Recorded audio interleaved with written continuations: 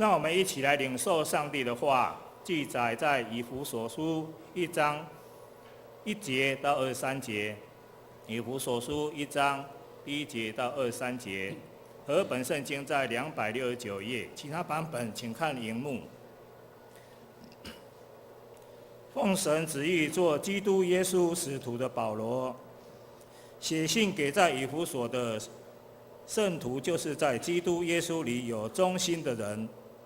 愿恩惠平安从神我们的父和主耶稣基督归于你们。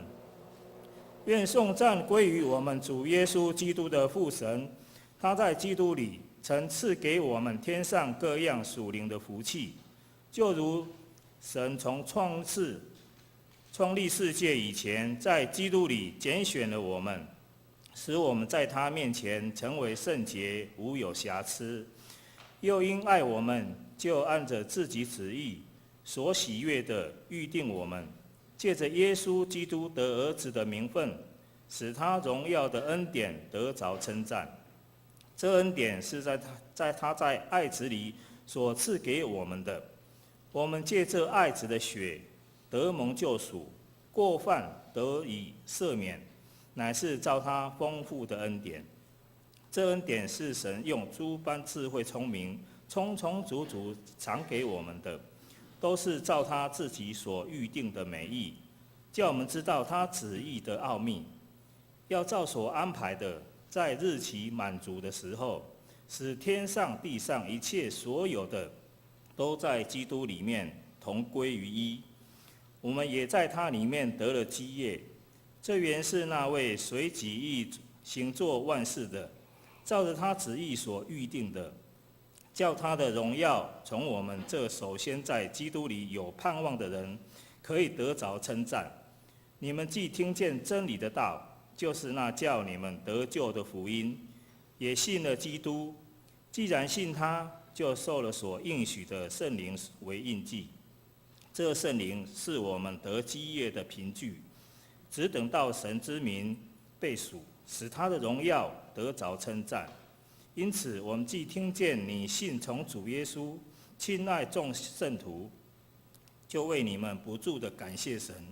祷告的时候，常提到你们，求我们主耶稣基督的神，荣耀的父，将那赐人智慧和启示的灵常赏给你们，使你们真知道他，并且照明你们心中的眼睛，使你们知道他的恩召有何等指望，他在众圣徒中得的基业有何等丰盛的荣耀，并知道他向我们这信的人所显的能力是何等浩大，就是照他在基督身上所运行的大能大力，使他从死里复活，叫他在天上坐在自己的右边，远超过一切执政的、掌权的、有能的、主治的和一切有名的，不但是今世的，连来世的也都超过了。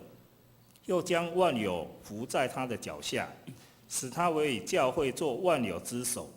教会是他的身体，是那充满万有者所充满的。以上，请本堂正牧师来讲道，题目是以弗所书第一讲，教会是基督的身体。教会是基督的身体。我们同心来祷告。慈悲的阿爸父神，我们感谢你带我们平安的经过一个礼拜，特别在过去这10天中间，是我们的新春假期。我们感谢主，让我们这样的假期，借着这假期，家人可以团聚在一起，也可以有一起到访问亲友，还有旅游的时间。我们感谢在这段时间带领大家都得到平安。我们更感谢在主日的时候，我们再有福气回到主你的面前，要来敬拜你。祈求主你赏赐我们每个人有谦卑、敬虔、顺服的心，来领受你的话语。赏赐我们有属灵的智慧，开我们的心眼，让我们能够明白。我们这样祷告，奉靠主耶稣基督的名求，阿们。大家平安。今天才初10，所以还在这边向大家说新年快乐。是很快乐，休息很久，有一点好像没有心都还没回来一样哦。我们盼望呢，学校已经要开学了，那我们大家每个人公司也都开始上班了，盼望我们都能够有这个都能够把心收回。然后我们在教会的事工上也是一样持续的在进行中间。我们在每年的祷告中，在讲道中间，我们常有不同的主题在贯穿着，在这个福音主日的时候呢，我们是用反败为胜为主题。我们总共一年中间有5次，但是有时候我们还会有一些灵命操练，在5页跟10页的时候，这中间我们还会有圣经的查考。那今年的圣经查考，我们是用以弗所书。那我们的查考不是用那种逐章逐节这样子的方式，这样我们在这种用圣经的这种卷来看的时候，是用宏观的方式来看。像今天我们看到就是以弗所书第1章整章一起看，就把它的主要的主题抓出来，然后再用它旁边所写这经节，就是在见证的某件事情，用这样的方式，我们一起来看。今年我们所要看的是要看以弗所书。那以弗所书我们怎么用6个主日呢来查考？以弗所书其实它有一个重点是在讲说教会到底是怎样，教会应该是要怎样，那我们要如何去来建造这个教会呢？在这教会中间的基督徒，他的生活应该有这样子的呈现呢？那其实不只是这样，在以弗所书里面呢，他是在保罗在罗马的监狱里面所写的。他讲了很多的神所启示的奥秘，里面包括了说完整的诠释的神的拣选跟救赎，还有教会是门召信徒的组成的，而不是一些只是建筑物而已。教会乃是这些人所组成的，就是没有信徒就不成为是一个教会。好，信徒呢在日常生活中间呢，他都会有一些征战在，到底信徒我们应该如何去能够行出来合神的心意呢？最后是要在基督里面要同归于一。在使徒行传里面第1章的第10节，在以弗所书第1章第10节，其实就是以弗所书它的主题。它告诉我们是说，但日期满的时候，使天上地上一切所有的都在基督里面同归于一。这是以弗所书所要强调的一件事情。以弗所教会呢，并不是保罗他去建立的，但是他在那边花了很多的时间。我们在看使徒行传里面可以看到说，亚波罗曾经在那个地方在传讲，然后百基拉、亚基拉听到亚波罗所讲的话呢，只是讲到这个约翰这个认罪的洗礼而已。那后来就私下里面再告诉他更整全的，就是耶稣就是那位基督。所以亚波罗后来知道哥林多去的时候，他就讲了正确的辩论，说基督就是耶稣就是基督。那保罗后来也到这个以弗所去的时候呢，在那边花了3年的时间，把这个教会整个再重新建立起来，然后牧养了信徒，同时装备了当地的这个领袖。原来以弗所书呢，一开始第1章第1节的时候来讲说，奉神旨意做基督耶稣使徒的保罗，写信给在以弗所的圣徒，就是在基督耶稣里有忠心的人。但是在有些古卷中间没有说在以弗所这几个字，也就是说这几个字拿掉的话呢，就写信给圣徒，就是在基督耶稣里有忠心的人。所以这封信呢，更像是保罗写给众教会的这些通函。当然也包括了我们教会在内，也包括了给我们每一个人所要看的。所以我们来看这第一章里面呢，他提到几个重点。第一个重点是讲到这些信徒到底是如何来的，而这信徒跟基督的关系到底是如何。然后成立的时候就把教会这个名词就拿出来了。那在教会里面呢，我们应当要如何？这是几个在今天的第1章里面所讲的。所以我们看第二，看到信徒到底是怎么来的。原来信徒是蒙召来的，借着基督得到天上各样属灵的福气。而这个福气呢，讲的并不是过去，其实已经得到了完成式的事情。这不是未来你才会有这个蒙福，或这个属灵的福气会临到你身上。不是讲未来的预习跟期待，这其实是已经发生了。这福气包括什么东西呢？在第第4节到第7节中都讲到，这边至少讲了3个非常宝贵的福气。是第一个，你已经成为圣洁的，没有瑕疵的，不是因为我们可以，这是真正是一个福气。第二个呢，你得着儿子的名分了。第3个，得蒙救赎，过患得以赦免。我想这就是我们一直在追求的。我们人知道我们非常的软弱、有限、不足，所以我们盼望能够成为合神心意的那个圣洁的样子。你如何能呢？没有办法。但是你成为神的，他认你为他的儿子的时候呢，你有这个名分之后呢，你就得到了救赎，你的罪呢就得到了赦免，你就成为圣洁了。这就是神所告诉我们，你信徒呢是蒙召来的，有得到各样的福气，就是这3个的福气来告诉我们。那为何我们能够得到这个福气呢？难道是因为我们自己本身很好，还是得到吗？他这边告诉我们说，我们乃是借着基督所赐的丰富的恩典而得到的。这个恩典呢，是用怎样的而来的呢？这恩典乃是神用这样诸般的智慧跟聪明，充充足足的赏赐给我们的，而且是在神的爱子里面赐给我们的，而且使这个荣耀的恩典呢，能够得着称赞。意思就是说，我们能够得到信徒的蒙召为信徒的时候呢，一方面当然是神的恩典在我们身上，但是另一方面更是在显著神的恩典，让他所施的使他荣耀的恩典能够得着称赞。神就是有这样子的爱心，有这样的怜悯，从这个恩典中间能够得到。当有这个恩典临到我们这些信徒的得到门召的时候，为了什么呢？因为他有他最终的目的，就是回到第1章第10节告诉我们，天上地上一切所有的都在基督里同归于一的。原来神创造的宇宙万物本来就是要同归于一，但是因为人有自由意识，开始悖逆了神，但是神愿意再一次的回到身上来，靠我们自己是没有办法的，就是要靠着借着基督才有办法。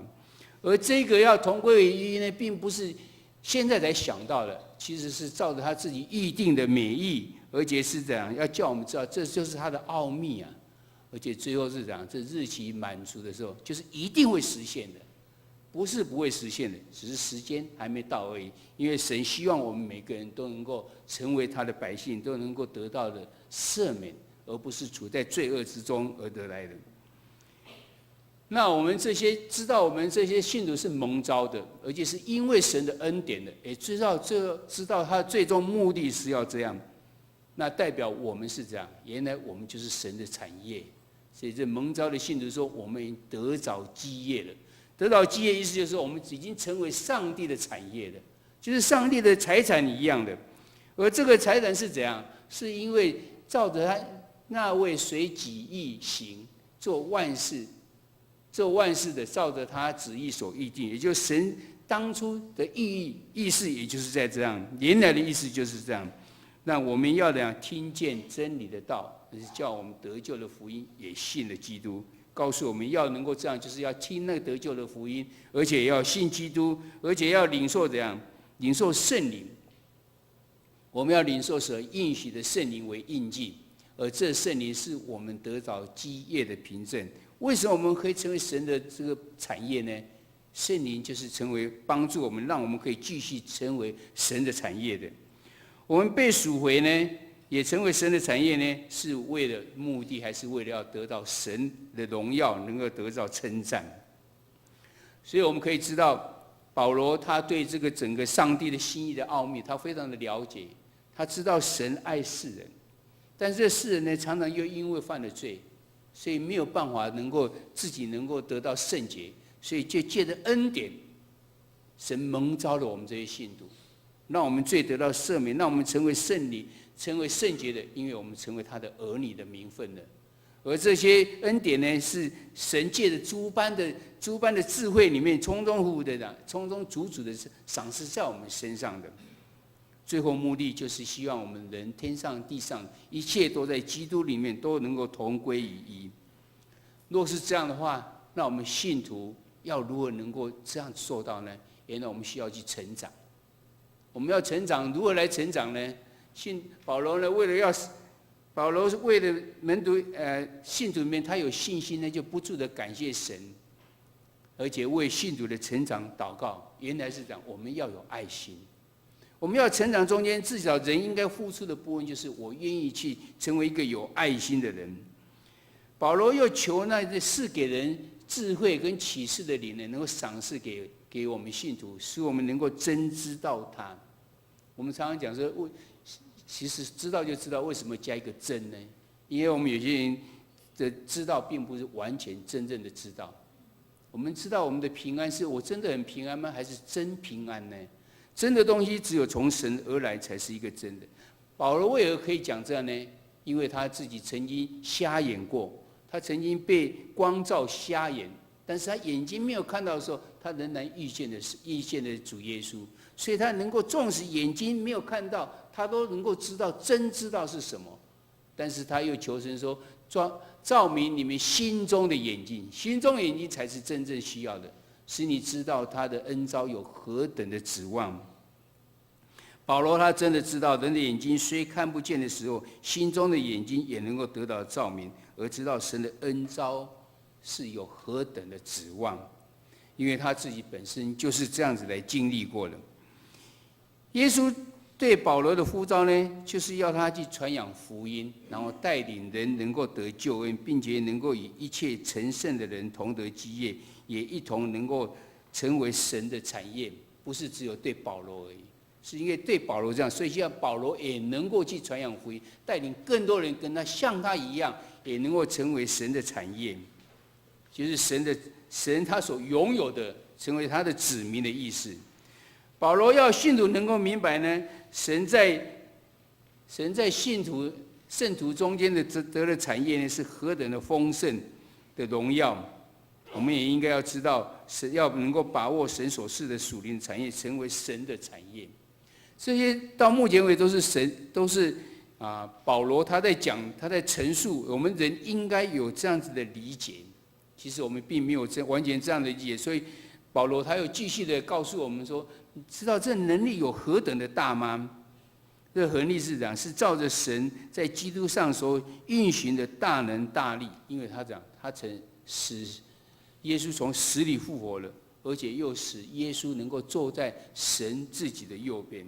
只有神有这种能力这样去做。所以我们看到保罗开始就讲到信徒是怎样来的，原来是受蒙召来的，而这蒙召呢是靠着神的恩典来的。而我们要如何能够继续成为这信徒，我们要真知道在神里面的我们已经是他的基业的，是他的产业的。那么我们是他的产业的时候，这个产业中间哪一个为首呢？原来是有基督在，所以基督呢是这个教会的头。在腓立比书的第2章第8节到第11节，曾经对基督有很好的描述。在第2章第8节讲说，耶稣存心顺服，以至于死，且死在十字架上。而且到第9节到第11节又说，神将他升为至高，又赐给他那超乎万民之上的名，叫一切在天上地上的和地下的，因耶稣的名无不屈膝，无不口称以耶稣基督为主，使荣耀归于父神。所以我们可以回答说，这都是保罗所写的，其实他的思想完全是一致的。他在腓立比书的时候讲得非常清楚，对主耶稣基督的描述乃是这样的。他原来可以在天上是做王的，但是他愿意怎样谦卑到地面上来。地面上来是要讲，为了要让所有的人都能够认识神的爱，然后才能够明白神的心意在是什么。所以到在以弗所书的时候呢，第21节到22节，他就说，基督是远超越一切执政的、掌权的、有能的、主治的和一切有名的，不但是今世的，连来世的也都超过了，又将万有伏在他的脚下，使基督成为教会做万有之首。所以呢，教会是讲是基督的身体，是那充满万有者所充满的。基督在这边已经开始跟教会，跟我们在教会里面这些信徒里面有一个连结在一起的。这个连结是什么呢？原来基督是要充满，教会是基督的身体。那么基督到底是什么呢？原来基督就跟教会就产生了关系，而这个身体的头是身体的最重要的，乃是这个头。如教会，基督如果能够充满在教会里面呢，原来基督就是这样，是教会的头。保罗在罗马书里面，还有哥林多前书呢，以身体还有许多的肢体来说明教会跟基督的这个关系里面。教会是基督与基督的关系，乃是身体跟头的关系。其实保罗在以弗所书要用了很多的关系来解释教会跟基督关系。这边告诉我们是身体跟头。在接下来一节要讲到的，跟建筑物就是房子跟它的这基石，还有教会若是妻子的话呢，基督就是丈夫。这边看到是基督跟教会之间的关系如何的亲密，跟如何的重要。一个身体要是没有头的话呢，那身体根本是不可能活下去。一个建筑物要是没有基石来开始，根本不可能把这个建筑物能够建起来。要是一个妻子跟丈夫要是没有连结在一起，人也不叫做是一个妻子的。所以我们看到这教会跟基督之间的关系是这样子的紧密在一起，以及这样的重要。教会与基督的身体的关系，乃是因为头他会照顾，他会亲爱他的身体，所以基督会保护我们教会，而身体呢就应该讲叫顺服，还有尊荣我们的头，也就是顺服尊荣我们的基督。在这教会里面呢，有信徒，信徒是身体里面的各个肢体，不是这个大肢体有手开始有脚啦等等这些肢体，就是我们这些信徒们，说不定应该搭配发挥各自的功用，然后使身体能够健壮起来。当信徒是这个身体里面的各肢体的时候，都发挥它的功能的时候，你就开始看到身体就健壮起来了。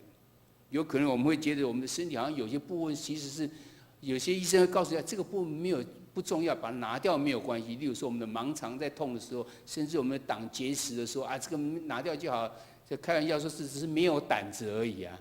其实它是分泌的东西可以在我们在消化某些东西的时候非常需要的。我曾经问过说把胆拿掉会怎么样？有没有问医生啊？医生他当然就讲比较术语方面。他说胆拿掉的话，你比较不能吃牛排。我说为什么？他说因为牛排里面的东西呢，其实胆里面分泌的东西就是可以把它消化到这一部分。盲肠有没有作用？当然也有作用啊。我们以为我们的无名指没有什么用哇，这次牧师受伤，所以他的无名指也很有用啊。到现在为止，我还不能这样子整个握起来，因为他有1个多月，他的关节没有动。甚至有一个医生告诉我说，一个关节要是3个礼拜没动的话，它就会僵硬掉了。确实没有错，这手要自己去动它，而且还会很痛。所以这样子慢慢去动它。你以为身体上所有的东西都有些东西是没有用，其实每一个都有用，互相能够连结在一起，它才能够发挥一个更大的功能。信徒在教会中也是这个样子。教会要得到能够健壮，教会要得到那个健康，是每一个肢体都健康的才可以，而不是只有教会看起来好像非常的健康，但是里面自己确实非常的软弱，这是不可能的事情。就是跟一个身体每一个肢体都非常的健壮，而这个健壮之后呢，我们要讲跟头要怎么连接在一起，头会爱护我们，会保护我们，它有很多个透过神经的信号在包着我们，碰到火的时候不应该去靠近等等，这些都是一种保护。而身体要怎样？要顺服到头里面的给你的指示啊，偏偏叫你不要这样，我偏偏就是要，那身体跟头就开始产生了一些不能协调的时候。所以当我们身体要健壮的时候呢，我们头就得到了荣耀。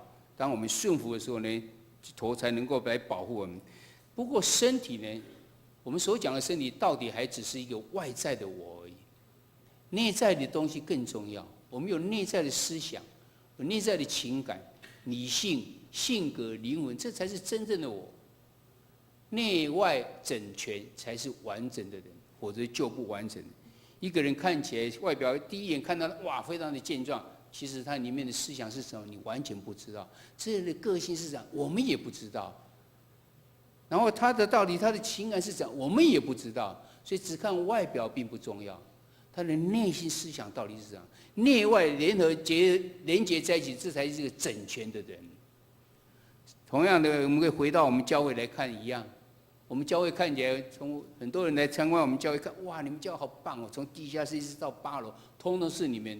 很多教会都有这种空间使用的这种困境，他们没有办法好好能够充分的应用，只是教会里面的使用就已经不太够，何况还要做到社区，那更是困难。但是我们教会只是因为外面整栋有8楼、9楼这样子是我们的，而得到我们觉得非常的满意，是这样子吗？还是因为我们的教会有教会的功能，而不是这外在的所看到的？教会都是没有尊基督为大的时候，顺服来尊荣他的，那就不是圣经中所讲的教会。有人曾经对教会做过有描述，他说教会到底是这样的？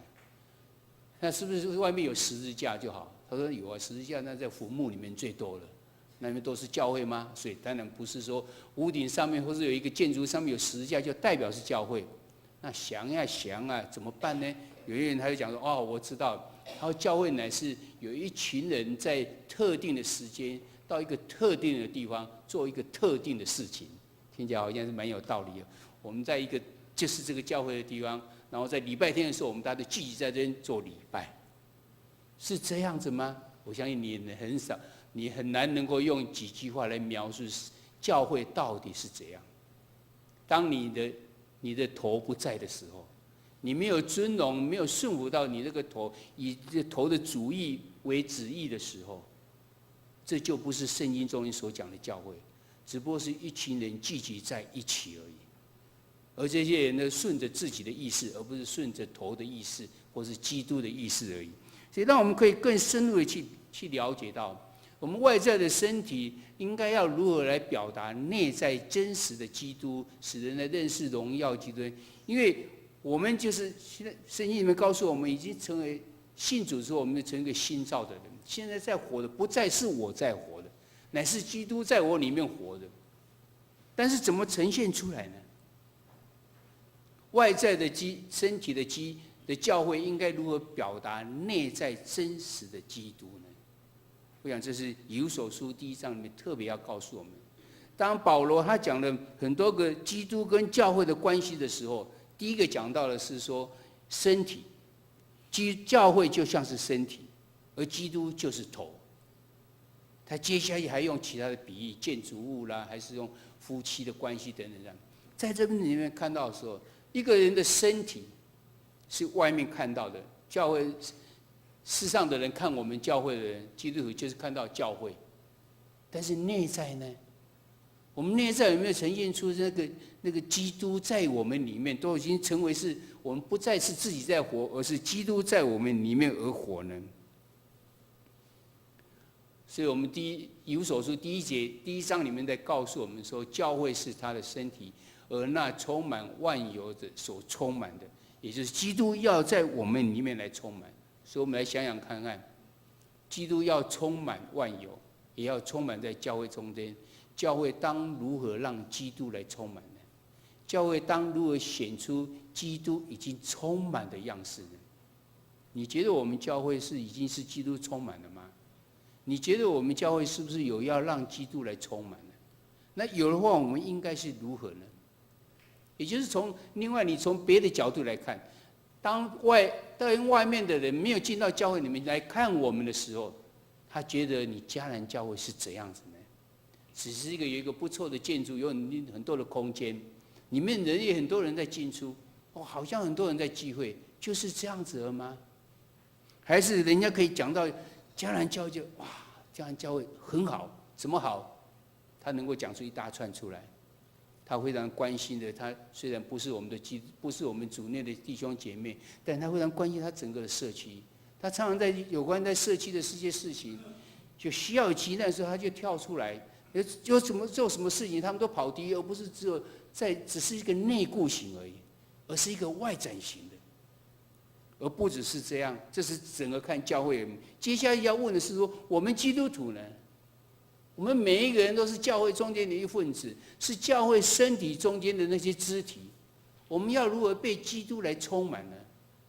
我们要如何的做才觉得让我们这个肢体所呈现的身体，能够再回到第一点里面去，觉得有基督来充满着我们呢？我不知道你们在别在你们的亲戚朋友中间未信者的眼中的时候，你们的别人看你们的眼光到底是如何？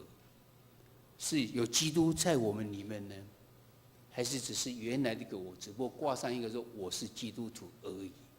这是非常重要的。所以也是因为这样，我们在3年前我们就提出来说，我们应该有一个迦南文化。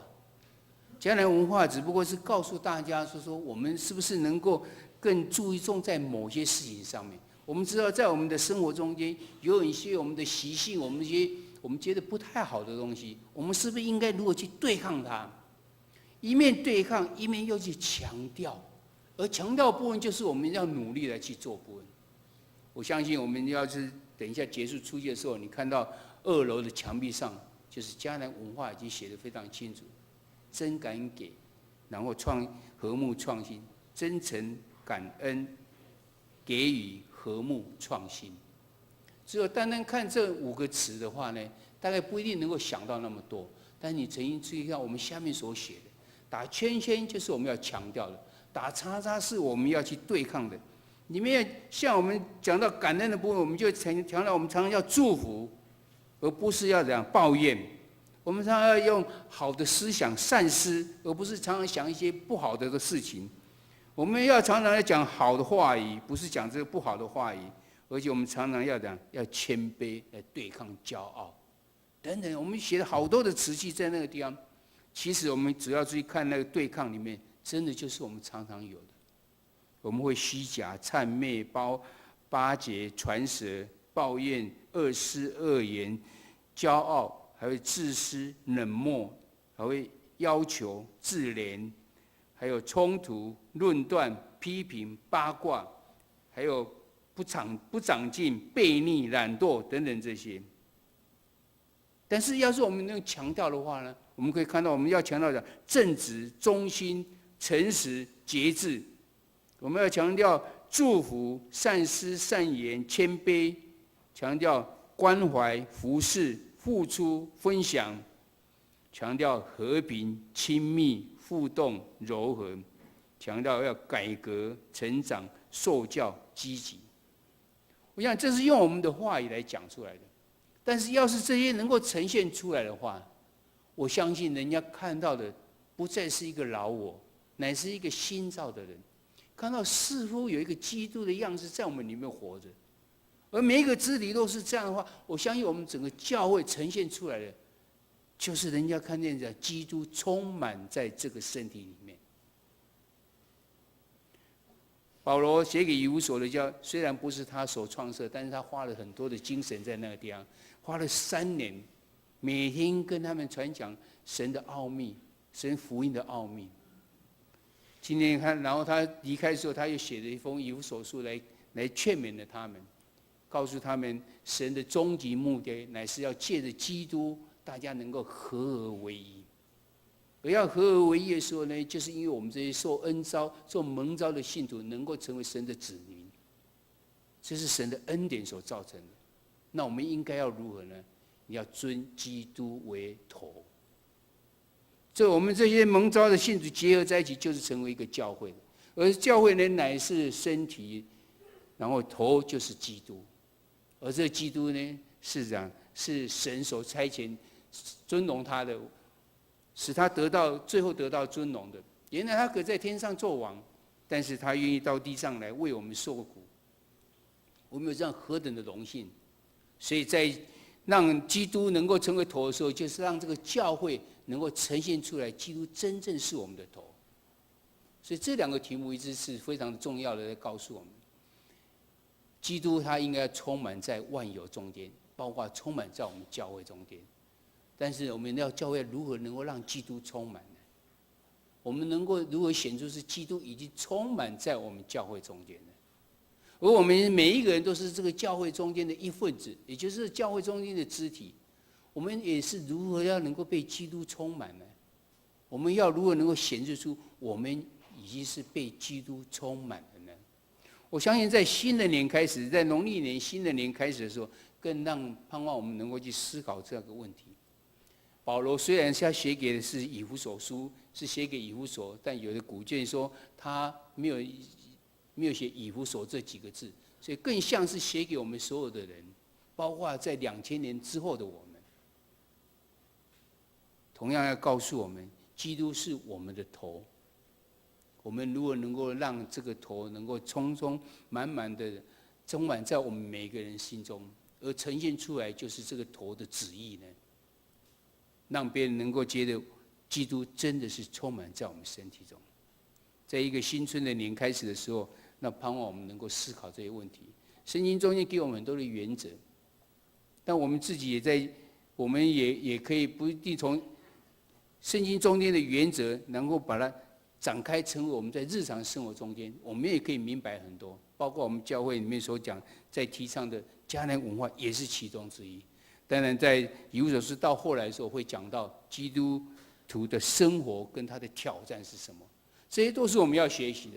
盼望在新的年开始的时候，我们大家都能够有这样子的指望，也能够成为邀请主耶稣成为我们身体的头，来掌权掌管着我们的生命。愿神祝福在我们同心来祷告。父神，我们感谢你，在新春的开始的时候，我们再次来用以弗所书来成为我们的帮助。保罗在以弗所书的阐述里面告诉我们，我们教会乃是身体，而基督就是头。教会要顺服在头，身体要顺服在头，而头就会保护着我们，保护着这身体。而我们每个人都是这个身体里面的各个肢体。我们要如何让基督能够充满在我们教会，也充满在这个每一个肢体之中呢？我们要常常学习有顺服的心，顺服在神的旨意，顺服在基督为头的这身体的整个的掌控之间。求神你帮助我们，在新的一年的开始的时候，我们都怀着顺服的心来领受神的旨意，带领我们前面走的道路都能够合神的心意，都能够荣耀神你的名。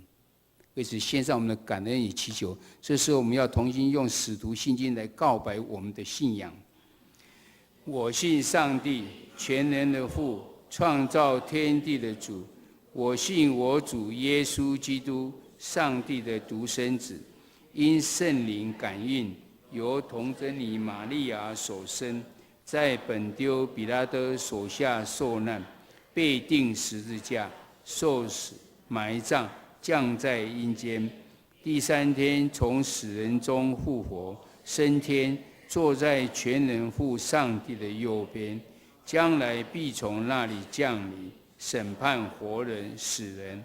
我信圣灵，我信圣而公之教会，我信圣徒相通，我信罪得赦免，我信身体的复活，我信永生。